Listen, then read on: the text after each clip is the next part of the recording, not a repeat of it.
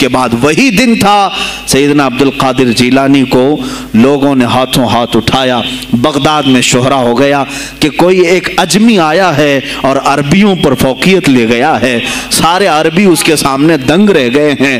کوئی عربی اس کی فصاحت کو نہیں پہنچ پاتا ہے. کئی لوگ امتحان کے لیے بھی آئے. ایسا نہیں ہے کہ غوث پاک کو یوں ہی چھوڑ دیا گیا. میرے عزیز تم تو 1000 سال کے بعد کرامتیں سنتے ہو نا. یہی لگتا ہے کہ غوث پاک بہت کرامتوں کے مالک تھے, بہت بڑے عالم اور بڑے ولی کامل تھے, کچھ نہیں ہوا ہوگا ان کے ساتھ. ہمارے سے زیادہ خطرے انہوں نے مولے ہیں. ہم سے زیادہ حاسدین ان کے تھے. دشمنی کرنے والے اپنوں میں بھی بہت سارے تھے. غوث پاک رضی اللہ تعالیٰ عنہ کا جب خطاب شروع ہوا, کیا ایک خطیب جب مشہور ہونے لگے تو دوسرے مولوی خاموش رہ جائیں گے؟ حسد کی چنگاری بھڑکتی ہے, وہ غوث پاک کے خلاف بھی بھڑکی. اور بغداد میں جب یہ شورا ہونے لگا تو کئی علماء اس وقت کے جو بڑے بڑے پائے کے عالم ہیں, ان کی کتابیں آج بھی موجود ہیں, میں نام تذکرے نہیں کر رہا, لیکن انہوں نے ٹیسٹ لینے کی غرض سے, امتحان لینے کی غرض سے کئی لوگوں کو سوالات بھیجے. ایک دن مجلس میں ایسا تھا کہ غوث پاک تفسیر قرآن بیان کرتے تھے. تفسیر قرآن بیان کرنا غوث پاک کا محبوب مشغلہ تھا. روزانہ قرآن کی تفسیر عرض کرتے. ایک دن مجلس میں بڑے بڑے علماء کی جماعت, جس میں عبد الرحمن جوزی جیسے بڑے فقیہ محدث ہیں, ان کی ایک جماعت آئی. قرآن کی جو آیت کی تفسیر وہ کر رہے تھے, اس تفسیر کو کئی کتابوں سے انہوں نے اخذ کیا اور لے کر کے آئے. مجمع میں بیٹھے غوث پاک نے تفسیر شروع کی. ایک آیت کی کتنی تفسیریں ہو سکتی ہیں, کتنی تفسیریں ہو سکتی ہیں. ایک تفسیر بیان کیا, اس کے بعد کہا اس آیت کی ایک دوسری تفسیر یہ ہے. پھر تھوڑی دیر کے بعد غوث پاک نے فرمایا اس کی ایک تیسری تفسیر یہ ہے. پھر کہا اس کی ایک چوتھی تفسیر یہ ہے. پھر کہا اس کی ایک پانچویں تفسیر یہ ہے. بیان کرتے جا رہے ہیں یہاں تک کہ 13 تفسیریں ہو گئیں. جو بیٹھے ہوئے تھے وہ آشش کرنے لگے. اس کے بعد اتنا ہی نہیں, آگے بڑھتے گئے. 40 تفسیریں ایک آیت کی آپ نے بیان کی. جو آئے تھے وہ کھڑے ہو گئے اور اس کے بعد غوث پاک رضی اللہ تعالیٰ عنہ کو دیکھنے لگے. غوث پاک نے ان کو مخاطب کر کے کہا, اے گروہ علماء, اے جماعت علماء, تم 13 تفسیریں یاد کر کے آئے تھے ایک آیت کی, کیا وہ میں نے شروع سے 13 تک صحیح بیان کیا؟ سب اپنے جبے اٹھانے لگے. کہا ہم تو یہ 13 تفسیریں پڑھ کر آئے تھے یہ سوچ کر کے کہ شیخ عبد القادر جیلانی کو 2-3 سے زیادہ تفسیریں نہیں آتی ہوں گی. 13 کے بعد آپ تو 40 تک پہنچے, وہاں تو ہمارا بھی علم نہیں پہنچا. جماعت علماء دنگ رہ گئے اور اس کے بعد توبہ بھی کیا. کہا ہمارے دلوں میں بدگمانی آ گئی تھی, ہم توبہ کرتے ہیں. غوث پاک رضی اللہ تعالیٰ عنہ ایک اور مجمع ایسا ہے کہ اس میں 40 کے قریب علماء ہے. سوالات الگ لے کر کے پھنسائیں گے کسی طرح سے ان کو, ڈیفیکلٹ سوالات لے کر کے. ایک بات یاد رکھنا, مشکات شریف کی حدیث ہے, جس نے علم اس لیے حاصل کیا کہ کسی عالم کو نیچا دکھا دوں, اسے پھنسا دوں سوال کر کے, حضور فرماتے ہیں قیامت کے دن اسے آگ کی بیڑیاں پہنائی جائیں گی, اس کی زبان کو آگ کی کینچی سے کھینچا جائے گا. اس لیے علم حاصل مت کرو, کسی کو نیچا دکھانا, کسی کو بیوقوف بنانا. ایک کتاب کہیں سے پڑھ کر کے آئے, مولانا کے پیچھے پڑ گئے, یہ بتاؤ صحیح ہے کہ نہیں ہے. پھر اگر اس مولانا صاحب کے دماغ میں اس وقت وہ مسئلہ نہیں تھا, انہوں نے کہا نہیں معلوم, تو آپ کو لگا کہ ہاں میرے سے زیادہ تو ان کو بھی نہیں معلوم. تم نے تو ایک ہی چیز حل کر کے ان کے سامنے پیش کی ہے. عزیزان گرامی, اس طرح کی چیزیں ہرگز نہ کریں, یہ بہت بڑا گناہ ہے مغالطے میں ڈالنا.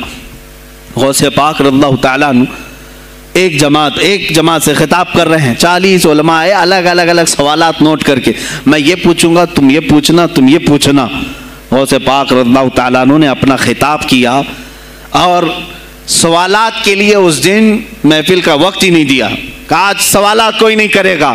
وہ لوگ تو سوالات لے کر کے آئے تھے. سب مجمع میں خطاب کے بعد جس کو جو پوچھنا ہے آپ کہتے ہیں کہ پوچھ لو, اس دن کا کوئی نہیں پوچھے گا, آؤ صرف مصافحہ کر کے جاؤ, آؤ صرف مصافحہ کر کے جاؤ. تو یہ جو علماء کی جماعت تھی, ان کو بلایا. ایک آتے ان کو سینے سے سینہ لگاتے اور کہتے تیرا یہ سوال تھا, اس کا یہ جواب ہے. دوسرا آتا اس سے کہتے تو یہ گھر سے سوچ کے آیا تھا، تیرا سوال یہ ہے، اس کا جواب یہ ہے۔ اس طرح 40 سے مصافحہ کیا، معانقہ کیا، ان کے سوالات کے پوچھنے سے پہلے جوابات بھی دے دیے، اور اس کے بعد کہا کہ اے گروہ علماء، تم سوال کرتے اور میں جواب دیتا تو عبد القادر کی کیا اس میں خصوصیت تھی؟ تم سوال بھی نہ کرو، میں جواب دوں، تب پتا چلے گا کہ میں بندہ قادر ہوں، میں قادر کا بندہ ہوں۔ تم نے سوال بھی نہیں کیا اور میں جواب دوں تو تمہیں احساس ہوگا کہ میں قادر کا بندہ ہوں۔ اللہ رب العزت کا کی صفاتی نام ہے۔ عزیزان گرامی وقار، علماء نے تنگ کیا، پریشان کیا، آپ کے مجموعوں کو روکنے کی کوشش کی، لیکن ایسا نہیں ہے کہ غوث پاک نے ہر ایک کو اپنی کرامت سے زیر کر دیا ہو، ان علماء کو پورا سلا دیا ہو۔ نہیں، فیس کیا ہے، مقابلہ کیا ہے، پریشانیاں اٹھائی ہیں، اور خلفاء کے وقت کے سلاطین کی بھی بہت ساری ایسی سختیاں تھی جس کو آپ نے برداشت کیا۔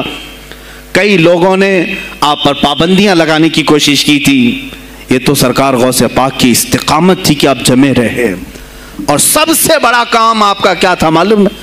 خانقاہ کے گدی نشینوں غور سے سنو، جو غوث پاک کا نام لیتے ہیں، سرکار غوث پاک رضی اللہ تعالیٰ عنہ کی اس صفت کو میں بیان کروں تو یہ بغلیں جھانکیں گے۔ ابھی غوث پاک نے سب سے بڑا کردار کیا کیا جانتے ہیں آپ؟ لوگ کہتے ہیں خانقاہی ماحول قائم کرنا ہے، اللہ اللہ کرو، تسبیح لو، دلوں کی صفائی کرو، سب صحیح ہے، لیکن غوث پاک نے تقریباً 25 سال صرف جہاد پر بیان کیا ہے، صرف جہاد پر۔ کہا کہ اے گروہ مسلمین، تم پر اللہ نے ذلت مسلط کر دی ہے، اس لیے کہ تم نے کوششیں ترک کر دی ہیں، حکومتوں کو صحیح کرنے کے لیے آپ نے باغ ڈور سنبھال لی تھی۔ غوث پاک جب بیان کرتے ممبر سے تو وقت کا جو تخت تھا وہ بھی ہلنے لگ جاتا تھا۔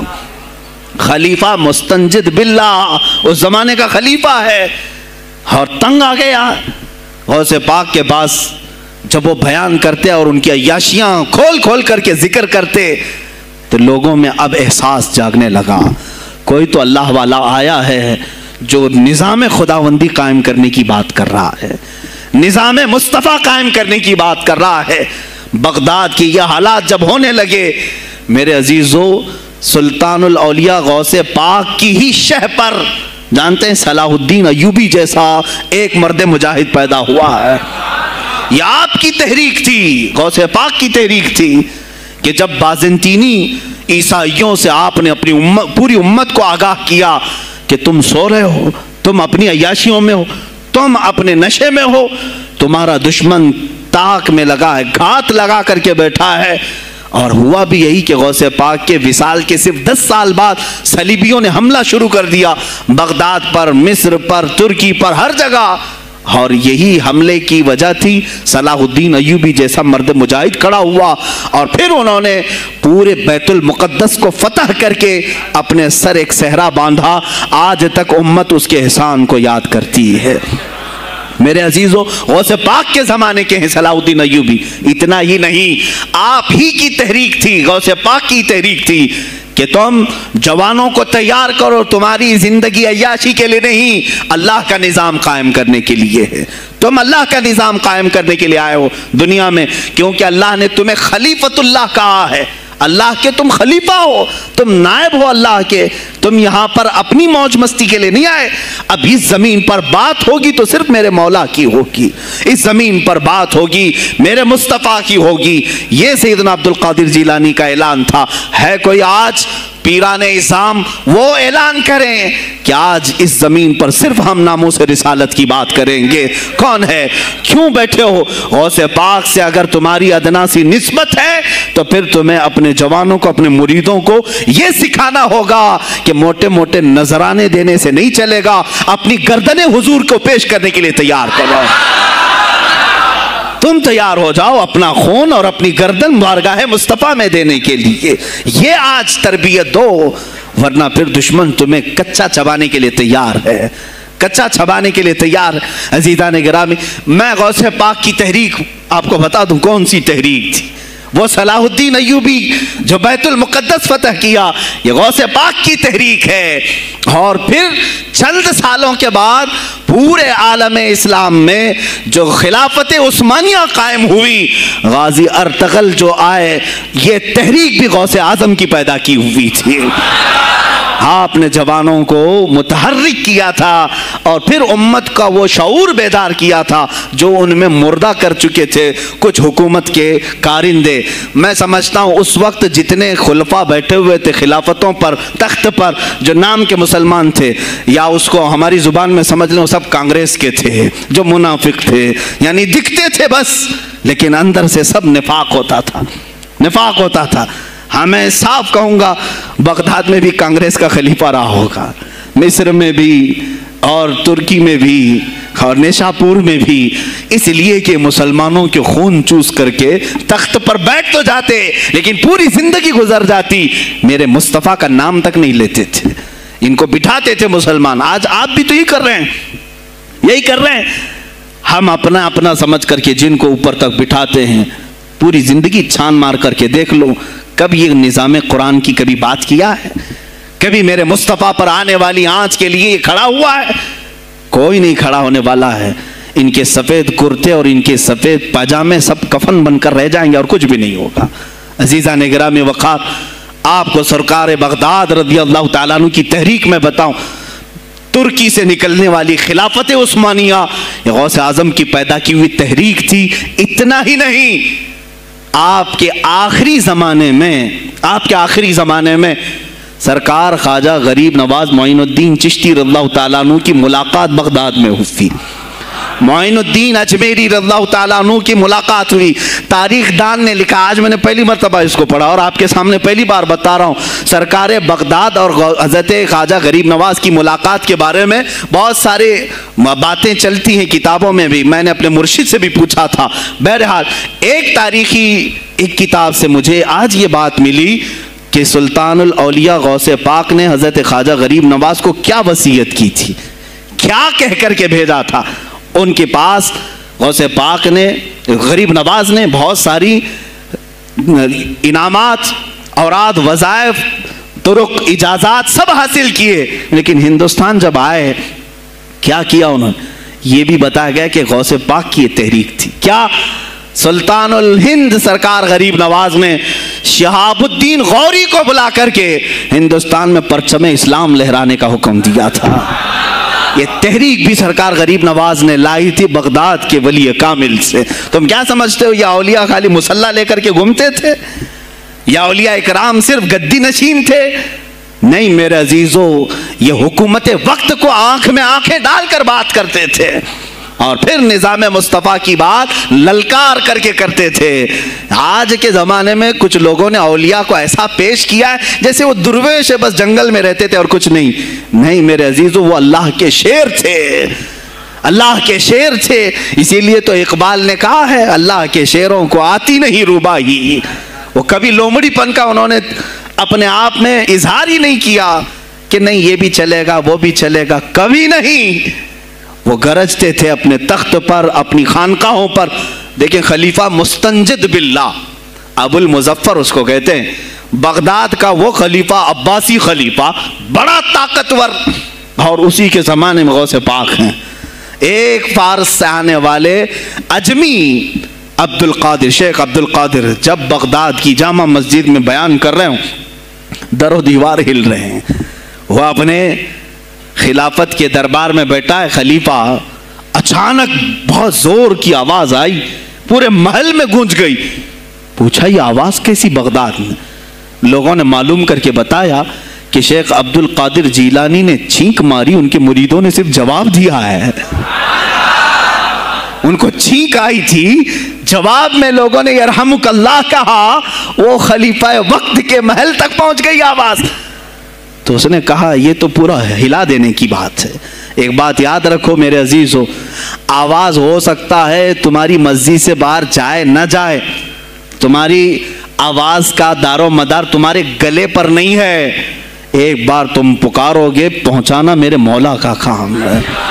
اب ہماری آواز کہاں کہاں تک پہنچتی ہے، کس کے ٹائر پھٹتے ہیں، یہ سب بات کی بات ہے۔ تم پکار کر کے تو دیکھو اللہ رب العزت کے نام پر عزیزان گرامی وقار مستنجد باللہ آیا اور وہی کیا جو ہر عیاش کرتا ہے. ظاہر سی بات ہے مولوی صاحب کچھ لے دے کے چھوڑ دو, جان بخش دو, جاؤ کہیں بیٹھو آپ اللہ اللہ کرو. کہاں یہ حکومت سیاست کی باتوں میں آپ آ گئے؟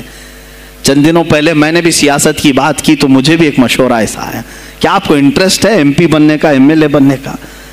میں نے کہا مجھے انٹرسٹ تو نہیں ہے لیکن کرسی صاف کرنے کا انٹرسٹ بہت ہے, اس پر جو کچرا ہے اس کو صاف کرنے کا انٹرسٹ بہت ہے. انشاءاللہ العزیز وقت آئے گا وہ صاف ہوں گی بھی. عزیزان گرامی مستنجد باللہ 10 اشرفیوں کی تھیلیاں لے کر سونے کی غوث پاک کے دربار میں آیا. آپ مریدین کے ساتھ بیٹھے, ارے وہ حال و قال کی مجلسیں ہیں. مستنجد باللہ آیا غوث پاک کی بارگاہ میں, کہا کہ یہ حضور آپ قبول کر لیں, نذرانہ ہے. آپ نے کہا تو رکھ لے اپنا نذرانہ, تو اپنے پاس رکھ لے. کہا کہ ہدیہ قبول کرنا سنت ہے, آپ سنت کے خلاف کرتے ہیں. غوث پاک نے کہا اللہ ایک تھیلی لیا اور اپنے بغل میں دبا کر کے اس کو نچوڑنا شروع کیا تو اس سے خون ٹپکنا لگا. خون اتنا ٹپکنے لگا تو حاضرین مجلس دم بخود رہ گئے. خلیفہ مستنجد باللہ بھی دیکھ رہا تھا. غوث پاک نے فرمایا ابھی تو یہ ایک تھیلی ہے, میں 10 کو نچوڑوں گا تو یہ خون تیرے دربار تک پہنچ جائے گا, تیرے دربار تک پہنچ جائے گا. تو مجھے وہ اشرفیاں دینے آیا ہے جو تو نے غریبوں کے مال کو چوس کر کے حاصل کیا, تو مجھے خریدنے کے لیے آیا ہے. اگر مجھے تیرے خاندان کی حرمت کا خیال نہ ہوتا تو میں آج پورے بغداد کی نالیوں میں اسی کا خون بہاتا. خلیفہ مستنجد باللہ بے ہوش ہو گیا اور اس کے بعد جب ہوش آیا اس نے توبہ کیا اور آپ کے ہاتھ پر بیعت بھی کیا. اب اس کے بعد وہ خلیفہ ایسا پاک ہوا, نظر غوث جو پڑھی. اب اس کے بعد دربار خلافت کے حالات کیا ہو گئے سنیں. میں آج سیاست پر بات کر رہا ہوں. اب خلیفہ مستنجد باللہ کا دل جب صاف ہوا, 8 دن کے بعد وہ حاضر آیا. کہا سلطان الاولیاء اے شیخ عبد القادر جیلانی آپ حکم فرمائیں کہاں کس طرح کا گورنر رکھنا چاہیے, گورنر کس طرح کا ہونا چاہیے آپ دیں. غوث پاک نے اپنے خلفاء کو حکم دیا کہ لسٹ بنائی جائے, اسلامی سلطنت میں گورنر کون ہوگا. لسٹ بنی. کہا وہ ہوگا جس کی تہجد قضا نہیں ہوتی, وہ گورنری پر آئے گا جو سنت رسول کو ہلکا نہیں سمجھتا ہوگا, وہ گورنری پر آئے گا جس کی نمازیں کوئی قضا باقی نہ رہی ہوں, اس لیے کہ جو اللہ کا قرضہ باقی رکھے گا وہ لوگوں کا بھی مال کھا جائے گا. آپ نے لکھایا نام, خلیفہ مستنجد باللہ نے آپ کے اشارے پر گورنر پورے تبدیل کر دیے.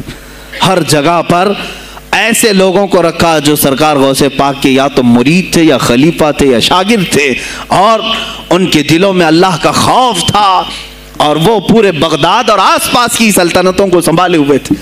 ایک وقت ایسا آیا کہ وہی چند سال پہلے جو بغداد نشے میں ڈوبا ہوا تھا, 10 سالوں کے بعد لوگ کہنے لگے کہ آج بغداد ایسا لگ رہا ہے جیسے عمر بن خطاب کا زمانہ آ گیا ہو, عمر بن خطاب کا زمانہ آیا ہو. تم نے تو غوث پاک کی 11ویں کھائی ہے نا, اصلاح حکومت ان سے نہیں سیکھا. وہ آئے تھے نظام تبدیل کرنے کے لیے. آج میں علماء سے بھی یہی کہوں گا, تم حق بات تو پہنچاؤ قوم تک. آج حالات ایسے ہیں میرے عزیزوں, ڈر اور خوف ان کے سینوں پر طاری ہوا. کس بات سے ڈرتے ہو؟ کیا تم نے اللہ کی ذات پر ایمان نہیں لائے؟ یہ نہیں کہتے ہو موت و حیات اللہ کے ہاتھ ہے, رزق اللہ کے ہاتھ ہے, پھر ڈرتے حکومت وقت سے کیوں؟ مجھے ابھی چند دنوں پہلے ایک میسج یہ بھی آیا تھا کہ حضرت آپ تو پاکستان کے علامہ خادم حسین کی تعزیت پر بیان کر رہے ہو, آپ دیکھ نہیں رہے یہاں کا ماحول کیسا ہے. عزیزان گرامی اس دن مجھے افسوس اس بات پر ہوا, سوال پر, ہائے افسوس, اس قدر تمہارے ضمیر مردہ ہو گئے, اس قدر تم بزدل ہو گئے.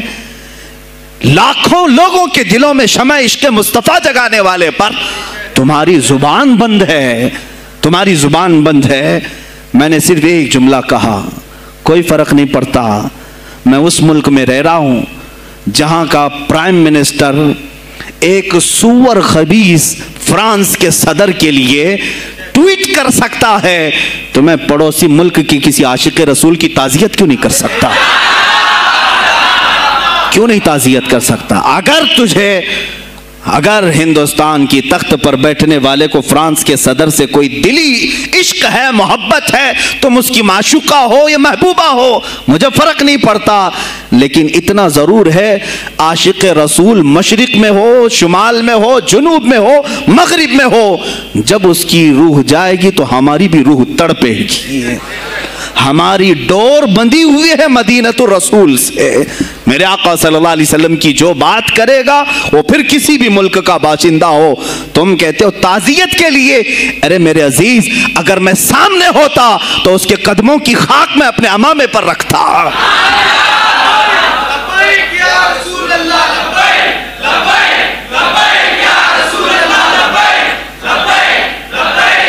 عزیزان گرامی وقار، یہ بہت خاموشی ہم نے اختیار کی، بہت خاموشی، کوئی بات نہیں۔ تم دیکھو گے حالات خراب ہونے کی جو شکایات آج کر رہے ہیں علماء، تم سب کے سب جاؤ گے۔ مجھے ابھی بچوں نے بتایا کوئی کانگریس کے لیڈر کا انتقال ہو گیا تو پیر صاحب تعزیت کے لیے باہر کھڑے ہو گئے، باہر آ گئے، ہم ان کی تعزیت کرتے ہیں۔ ڈوب مرو چلو بھر پانی میں، تمہاری گدی پہ ہی مر جاؤ۔ تمہاری زبانوں پر جب عاشق رسول کے لیے تعزیت کے الفاظ آنے میں ہچکچاہٹ آتی ہے، کون سا عشق رسول، کون سا کلمہ تم نے پڑھا ہے؟ غوث پاک کی اگر تمہارے اندر ذرا برابر بھی نسبت ہے تو میں کہوں گا میرے عزیزو، سلطان الاولیاء غوث پاک عاشق رسول ہی نہیں، فنا فی الرسول تھے۔ میرے نبی کی بات پر اگر کوئی انگلی بھی اٹھاتا آپ یا تو اپنی کرامت سے اس کا منہ توڑ جواب دے دیتے۔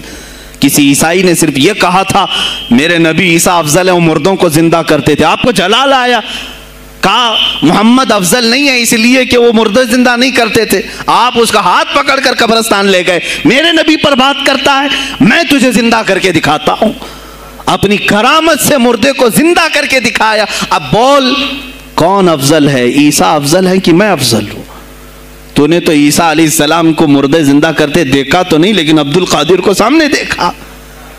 غوث پاک نے کہا میں اپنا موازنہ عیسیٰ علیہ السلام سے نہیں کرتا ہرگز، لیکن یاد رکھنا میرے نبی پر اگر زبان کھولے گا تو عبد القادر اپنے قدم سے اس کو جواب دے گا۔ وہ جواب دیتے، آپ کی زندگی ناموس رسالت کی حفاظت کے لیے گزری ہے۔ سلطان الاولیاء غوث پاک رضی اللہ تعالیٰ عنہ کی بارگاہ میں جب ایک سوال آیا کہ لوگ کہتے ہیں نبی ہر جگہ کیسے حاضر ہو سکتے ہیں، آپ نے خود کر کے دکھا دیا۔ کوئی صاحب آئے، کہا ہمارے گھر دعوت ہے آپ تشریف لائیں، کہا ٹھیک ہے آتا ہوں۔ تھوڑی دیر بعد دوسرے آئے، کہا ہمارے گھر دعوت ہے آپ آئیں۔ سیم ٹائم پہ کئی 70 لوگ آئے، سب کی دعوت قبول کی۔ دوسرے دن شام میں لوگ آ کر کے فخر کر رہے ہیں آج میرے گھر شیخ عبد القادر جیلانی آئے تھے، دوسرا کہہ رہا نہیں میرے گھر آئے تھے، تیسرا کہہ رہا میرے گھر آئے تھے۔ ایک وقت میں سب گھروں پر کیسے؟ سبوں نے کہا انہی سے پوچھتے ہیں وہ کہاں گئے تھے۔ جب لوگ آئے تو سننے میں یہ آتا ہے کہ آپ ایک درخت کے نیچے بیٹھے تھے، لوگ سوال کرنے کے لیے آئے، سب آپس میں کہہ رہے ہیں ہمارے گھر آئے تھے، ہمارے، آپ بتائیں کیا کس کے گھر گئے تھے؟ تو انہوں نے کہا درخت کے اوپر دیکھو۔ تو لوگوں نے درخت کے اوپر نگاہ ڈالی تو دیکھا ہر پتے پر شکل عبد القادر نظر آ رہی ہے۔ فرماتے ہیں اللہ نے عبد القادر کو یہ اتنی قدرت دی ہے کہ بیک وقت وہ کئی جگہوں پر حاضر ہو سکتا ہے۔ تو جب ایک غلام رسول کو اللہ نے یہ طاقت دی تو رسول مختار کو کتنی طاقت دی ہوگی؟ انہوں نے ناموس رسالت کو واضح کیا ہے میرے عزیزو۔ اولیاء کاملین اسی لیے آتے ہیں، وہ نبی کا پرتو بن کر کے آتے ہیں، اور آج ان کے نام کی 11ویں کھا کر کے موٹے ہو رہے ہیں، بس اور کچھ نہیں۔ اور لوگ یہ سمجھتے ہیں نفس کو موٹا کر کے تم اپنی زبانوں میں گھی لگا چکے ہو، بولو گے تو پکڑے جاؤ گے، بولو گے تو تمہارے اوپر کیس ہو جائے گا، ہو نہیں تو۔ میرے عزیزو آج تو حالات ایسے ہیں، میں رو پڑا کل جب مجھے یہ رپورٹ ملی کہ صرف ہندوستان کی سوشل میڈیا پر 25,000 پوسٹ میرے نبی کی شان میں گالیاں دی گئی ہیں، 25,000 لوگوں نے گستاخی کی ہے۔ تم بھی تو رات بھر انٹرنیٹ چلاتے ہو، پورا کا پورا وقت اپنے موبائل میں صرف کرتے ہو، جانا ہے تمہیں بھی میرے آقا کی بارگاہ میں۔ یاد رکھنا حضور پاک صلی اللہ تعالیٰ علیہ وسلم کے دربار میں جانے والے ہو اور تمہارا کوئی عذر قبول نہیں کیا جائے گا. حضرت سعد بن ربیع کی وہ بات مجھے یاد آتی ہے. جنگ احد میں حضور کی حفاظت کے لیے لڑتے لڑتے میدان میں ایسے آ گئے تھے کافروں کے کہ آپ کے گوشت کے ٹکڑے اڑ رہے تھے, جسم کے گوشت کے ٹکڑے اڑ رہے تھے. میرے آقا دیکھ رہے تھے. شام کا وقت ہوا, احد کا میدان, ہوازیں, سناٹا, 70 لاشیں پڑی ہوئی تھی صحابہ کی. اللہ کے نبی نے پکارا, میرے سعد کو ڈھونڈو, کہاں ہے سعد, کہاں ہے؟ صحابہ کہتے ہیں ہم آواز دینے لگے, سعد تم زندہ ہو, رسول تجھے بلا رہے ہیں. حضرت سعد بن ربیع 7 لاشوں کے نیچے دبے ہوئے تھے اور سانسیں بھی چل رہی تھی, سانسیں چل رہی تھی. صحابہ نے جب آواز دینا شروع کیا کہ رسول پاک یاد کر رہے ہیں, وہیں سے وہ حرکت کرنے لگے. اندر سے آواز دی, اے جوانوں سعد زندہ ہے, میں یہاں لاشوں کے نیچے دبا ہوا ہوں. ہٹائی گئی لاشیں تو دیکھا ان کے جسم میں کچھ بچا ہی نہیں تھا, کچھ نہیں تھا, سب پھٹ چکا ہے, پیٹ کو تک چاک کیا گیا ہے, سانسیں باقی. سعد بن ربیع کہتے ہیں, اے صحابہ شاید میں رسول اللہ تک نہیں پہنچ پاؤں گا, حضور اونچے ٹیلے پر بیٹھے ہوئے ہیں, شاید نہیں پہنچ پاؤں گا, میرا سلام میرے نبی تک پہنچا دینا, حضور تک پہنچا دینا. لیکن آنے والوں کو کیا کہا جانتے ہیں؟ میں اے جوانوں تم سب سے کہوں گا آج کے حالات میں. سعد ابن ابی ربیع کہتے ہیں, اے صحابہ میں تو جا رہا ہوں, میری آخری سانسیں ہیں, لیکن اگر تمہاری آنکھیں چمکتی رہی, تمہارے جسموں میں جان باقی رہی, اور میرے نبی پر اگر کسی نے انگلی اٹھائی اور گالی دی, میں قیامت کے دن اسے نہیں چھوڑوں گا. اور یاد رکھنا, اللہ کی بارگاہ میں تمہارا کوئی عذر قبول نہیں کیا جائے گا اگر تمہارے جیتے جی تمہارے نبی کی ذات پر کسی نے کیچڑ اچھالا. حضرت سعد ربیع اتنا کہہ کر کے انتقال ہو گئے, وہ حضور تک پہنچائے بھی نہیں جا سکے. اے میرے عزیزو, اے جوانو, تم کیا سمجھتے ہو کہ تم دنیا سے اسی طرح نکل جاؤ گے؟ قرآن میں بھی اللہ نے کہا, ام حسبتم ان تدخلوا الجنت, تم یہ سوچ کر کے بیٹھے ہو کہ ہم جنت میں چلے جائیں گے؟ پیر صاحب کا دامن پکڑ لیا ہے, مجھے تو جانا ہی ہے جنت میں, پیر بخشوا دیں گے ہمیں. تم برس میں 1 مرتبہ 11ویں کر کے اور فاتحہ نیاز کر کے سمجھتے ہو اسلام کا حق ادا کر دیا. یہاں تمہارے نبی کی عظمت پر روز بروز حملے ہو رہے ہیں. آج کفر کھل کر کے آیا ہے سامنے, نہیں دیکھتے آپ؟ کفر کھل کر کے سامنے آیا ہے تعصب کے ساتھ. ہر شہر میں جاتے ہوئے گنڈے للکار رہے ہیں اسلام کے خلاف ہمارے ملک میں. اگر میں کھل کر کے آیا تو میرا کیا جرم ہے اس میں, میرا کیا قصور ہے اس میں کہ آپ بھی میں نہ بولوں؟ ہاں آج تمہارے پاس طاقت ہے, پاور ہے, جو کچھ بھی حسر اور رسوخ ہے, اس سے زیادہ کیا کرو گے کہ تم مجھے جیل میں بند کر دو گے؟ میں کل کی تفسیر میں بھی یہی کہا, ایک مولانا صاحب نے کہا کیا آپ اتنا بول رہے ہیں, آپ پر ایسے ایکٹ لگائے جائیں گے کہ زندگی بھر آپ کی ضمانت ہی نہیں ہوگی. آپ پر ایسے قانون لگائے جائیں گے کہ آپ کی زندگی بھر ضمانت ہی نہیں ہوگی. میرا دل یہ کہتا ہے, اے لوگوں, اس طرح جی کر فائدہ بھی کیا؟ ایسی آزادی کس کام کی جس میں روز اٹھتے ساتھ میرے نبی کی شان میں گستاخیاں ہم سن رہے ہوں اور حضور کو کوسا جا رہا ہوں, ہم کھاتے پیتے گھوم رہے ہوں. اس سے بہتر ہے کہ جیل کی کوٹری میں ہم زندگی گزار لیں, کل بارگاہ مصطفیٰ میں اٹھنے والا چہرہ تو رہے ہمارے پاس. اگر اللہ کے نبی صلی اللہ تعالیٰ علیہ وسلم نے سوال کر لیا پکڑ کر کے کہ تیرے زندگی میں, تیری جوانی میں مجھ پر تو لوگ رنگیلا رسول کہہ رہے تھے, تو کیا کہہ رہا تھا؟ تو کیا کہہ رہا تھا اس زمانے؟ تم کیا کہو گے؟ اے اللہ کے نبی, میں مزدور تھا, میں کچھ نہیں کر سکتا تھا, میں غریب تھا, کام کاج کرتا تھا, میں کچھ نہیں کر سکتا تھا. یاد رکھو اس وقت میرے آقا تمہارے سامنے بلال حبشی کو لا کر کھڑا کر دیں گے. یہ کیا تھا بلال؟ یہ تو غلام تھا, اس کی پیٹھ پر سل رکھ کر کے پیٹھ گلا دی جاتی, تب بھی اپنی زبان پر میرا نام لینا نہیں چھوڑتا تھا. تم کون سی مزدوری کی شکایت لے جاؤ گے؟ بہانہ کرو گے اللہ کی بارگاہ میں, رسول کی بارگاہ میں بہانہ کرو گے. اے گروہ علماء, تم کو اللہ نے ممبر دیے ہیں خطابت کے لیے, اللہ نے اپنے رسول کا ممبر تمہیں دیا ہے, اس لیے نہیں کہ تم حکومت کی خوشامدی کرو.